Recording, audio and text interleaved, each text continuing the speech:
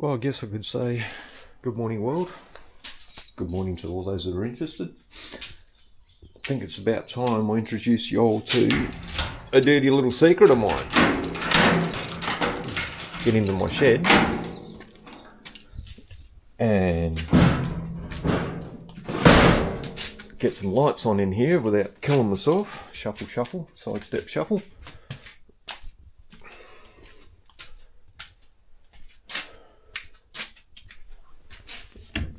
Lights.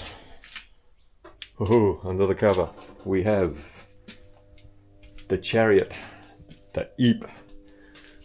So what I'll do is bust the shed open, roll it out in the driveway, and I'm going to introduce you all to the Chariot. Actually, bugger it, I'm not going to roll it out just yet. I'm going to leave it in here and try and unwrap it while I'm in here with the camera in my hand, because I don't want to roll it outside. We live in a small country town. I don't want the neighbours watch me walking around talking to myself. You know, I'll probably end up in a straitjacket. So let's unwrap it one-handed right where we are and give the whole world a idea of what I've been working in my tiny little shed with my few tools. Enough of the dribble, let's just get her unwrapped for you. What we have here is one Chrysler Valiant.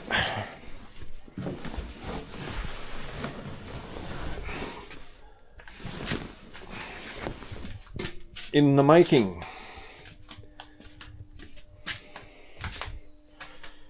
I do have a video of the rescue of this thing as it was, so I will have that finalised and posted at some stage, whether it's before or after this particular video. Probably after, just for fun.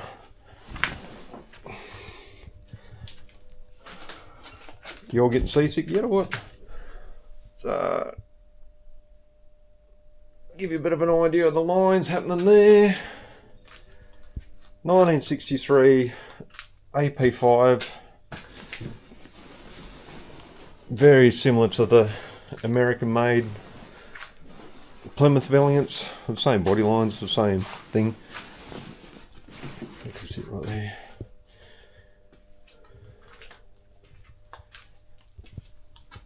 As I say, I've been working on this one for almost 4 years with a very limited, actually very limited budget. I've done this on a shoestring, absolute shoestring. I'm not a panel beater, I'm not a spray painter, I'm not a mechanic.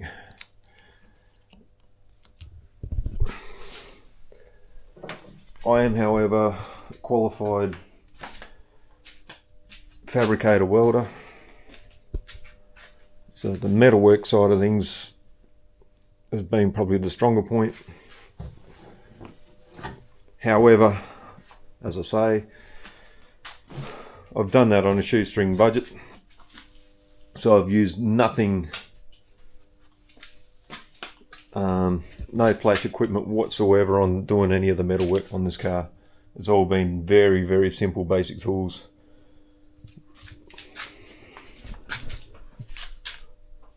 So the interior's mostly in. These driver's side doors, I just painted them yesterday. They're up inside at the house at the moment, and that was today's mission. I'm going to roll this thing out, fit those doors up, and work from there. But anyway, I might split this video about here to try and give a bit of an overview as to what's happened with this car.